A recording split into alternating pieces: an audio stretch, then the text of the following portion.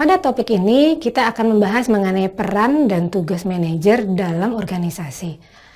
Adapun tujuan topik ini adalah kita jelaskan mengenai peran dan tugas manajer dalam sebuah organisasi. Dan juga nanti saya berikan contoh-contohnya ya.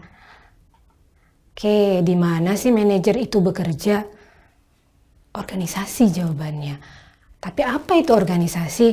Organisasi itu sebuah pengaturan bebas dari orang-orang yang berkumpul. Kenapa mereka berkumpul? Karena ada satu atau dua tujuan yang mau dicapai. Di mana individu-individu itu nggak mungkin mencapai sendirian. Dia harus bersama-sama untuk bekerja sama mencapai tujuan organisasi. Organisasi itu punya 3 karakteristik. Yang pertama, setiap organisasi pasti punya tujuan khusus. Yang kedua, organisasi itu kumpulan dari orang-orang, 2, 3, atau bahkan lebih. Bahkan ada organisasi yang jumlahnya sampai ribuan.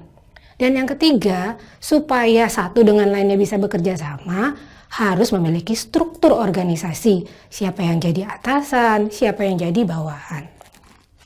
Nah, organisasi ini harus mengutamakan beberapa hal. Yang pertama adalah pelanggan. Kenapa pelanggan penting? Ini sebenarnya alasan organisasi itu didirikan. Pelanggan itu bisa memberikan masukan pendapatan bagi organisasi.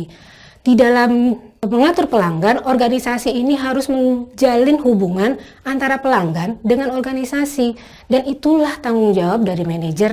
Yang kedua, kita harus konsisten dalam menjaga kualitas pelayanan pelanggan.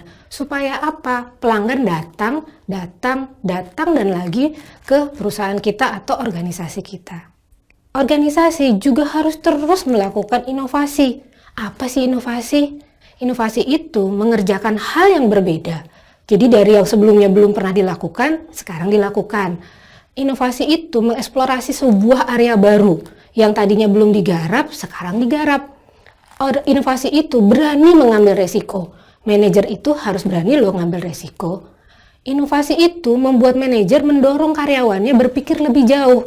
Tidak hanya berpikir untuk hari ini saja atau besok, tapi juga harus berpikir untuk bulan kemudian, setahun kemudian, atau bahkan jangka panjang. Supaya mereka sadar bahwa kita harus selalu bertindak sesuai dengan peluang inovasi. Nah, yang terakhir, organisasi itu harus juga mengutamakan keberlanjutan. Jangan sampai organisasi itu hanya berdiri 1 tahun, berdiri 2 tahun. Kita pengen organisasi yang juga bisa berdiri sepanjang tahun. Nah, itulah pentingnya keberlanjutan atau sustainability. Itu adalah kemampuan di mana perusahaan itu bisa mencapai tujuan bisnis enggak hanya jangka pendek, tapi juga jangka panjang.